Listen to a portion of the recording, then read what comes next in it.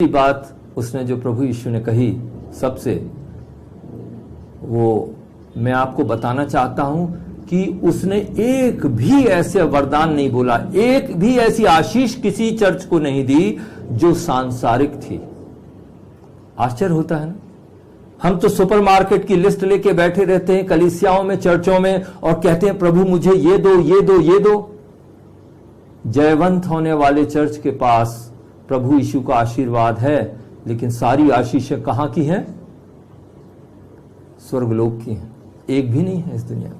तो सवाल यह उठता है कि आपका चर्च कौन सा है इस 7 में से? एक ना एक तो होगा।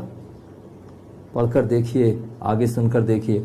और जहां तक मैं आपको बताऊं, यदि प्रभु यीशु की आप महिमा करना चाहते हैं और आपके पास शब्द नहीं रहते हैं, उसकी महिमा में जब आप बैठते हैं घुटनों पर, तो आपको मालूम नहीं है क्या बोलना है, तो मैं आपको पढ़ के सुना दूं सबसे अच्छे 7 वचन जो बाइबल में लिखे हैं प्रभु यीशु की महिमा के बारे में, वो क्या है? चलिए मैं पढ़ता हूं प्रकाशित वाक्य की किताब 2 अध्याय, प्रभु यीशु के महिमा की बातें मैं बोलता हूं। पहली बात, इफिसुस को उसने लिखा, जो 7 तारे अपने दाहिने हाथ में लिए हुए है और सोने की 7 दीवटों के बीच में फिरता है। कौन? प्रभु यीशु। स्मिरना को उसने लिखा, प्रभु यीशु, जो प्रथम और अंतिम है, जो मर गया था और अब जीवित हो गया है। कौन? प्रभु यीशु। क्या बात है, कैसी बातें लिखी। फिर पिरगमन की संदेश दिया है, उसको मैं गुप्त मन्ना में से दूंगा। किसको? जो उसकी बात मानेंगे। लेकिन उसके प्रभु यीशु के बारे में क्या लिखा है? जिसके पास 2 धारी और तेज तलवार है, यीशु के पास। फिर थुआतीरे को संदेश में क्या लिखा है? परमेश्वर का पुत्र, जिसकी आंख आग की ज्वाला के समान और उसके पांव उत्तम पीतल के समान है। किसके? प्रभु यीशु के। फिर सारदीस के लिए क्या लिखा है? जिसके पास परमेश्वर की 7 आत्माएं और 7 तारे हैं। कौन है वो? प्रभु यीशु।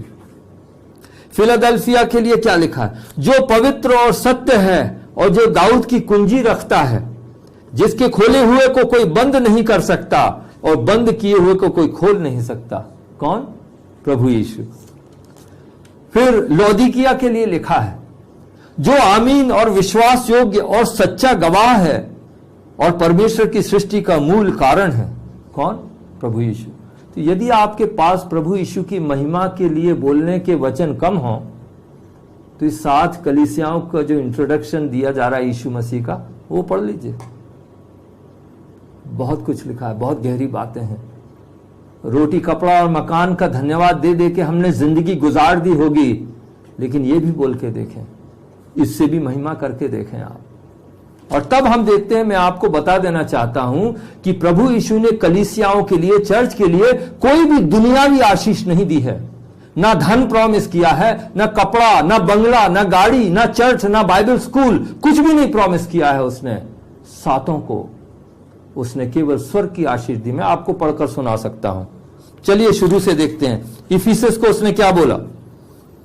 इफिसस को उसने बोला, मैं उसे उस जीवन के पेड़ में से जो परमेश्वर के स्वर्गलोक में है फल खाने को दूंगा। दुनिया की चीज है ये। स्मिरना को क्या बोला उसने? उसको दूसरी मृत्यु से हानि ना पहुंचेगी। दुनिया की चीज है। पिरगमन को संदेश क्या दिया? उसे एक श्वेत पत्थर भी दूंगा और उस पत्थर पर एक नाम लिखा होगा जिसे उसके पाने वाले के सिवाय और कोई ना जानेगा। ये दुनिया के कोई जवाहरात मोती हैं क्या? थुआतीरा को संदेश क्या दिया?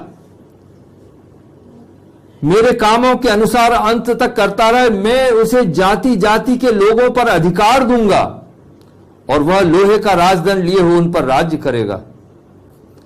सारदीस के लिए क्या दिया है? कलीसिया के लिए, इसी प्रकार श्वेत वस्त्र पहनाया जाएगा और मैं उसका नाम जीवन की पुस्तक में से किसी रीति से ना काटूंगा, पर उसका नाम अपने पिता और उसके स्वर्गदूतों के सामने मान लूंगा। दुनिया की बात है ये। फिलाडेल्फिया को संदेश दिया और उनको क्या बोला? मैं अपने परमेश्वर का नाम और अपने परमेश्वर के नगर अर्थात नए यरूशलेम का नाम जो मेरे परमेश्वर के पास से स्वर्ग पर से उतरने वाला है, और अपना नया नाम उस पर लिखूंगा। मैं अपने परमेश्वर के मंदिर में एक खंबा बनाऊंगा। दुनिया में कोई खंबा बना रहे क्या? कोई चर्च की बिल्डिंग बनाने की बात हो रही है क्या? लौदीकिया को क्या लिखा है? हालांकि वो सबसे खराब दिखने वाली कलीसिया है, जो अपने कहती मेरे पास धन है, धनवान है हम, और जो कहती है कि मुझे किसी बात की घटी नहीं। प्रभु कहते हैं उसको कि तू अभागा है, तू तुच्छ है, तू कंगाल है, तू अंधा है, तू नंगा है। ऐसी बर्बाद चर्च, ऐसे बर्बाद कलीसिया को भी प्रभु यीशु मौका देते हैं और कहते हैं कि यदि तुम मन फिराओगे, यदि तुम जीत जाओगे, मेरी बात मानोगे, तो मैं तुम्हें क्या दूंगा? उम्मीद है। यहां पे लिखा है जो जय पाए मैं उसे अपने साथ अपने सिंहासन पर बैठाऊंगा, जैसे मैं भी जय पाकर अपने पिता के साथ उसके सिंहासन पर बैठ गया। सवाल है आपसे, इन सातों में से आपका चर्च कौन सा है? मुझे जवाब ना दीजिए, अपने आप को जवाब दीजिए।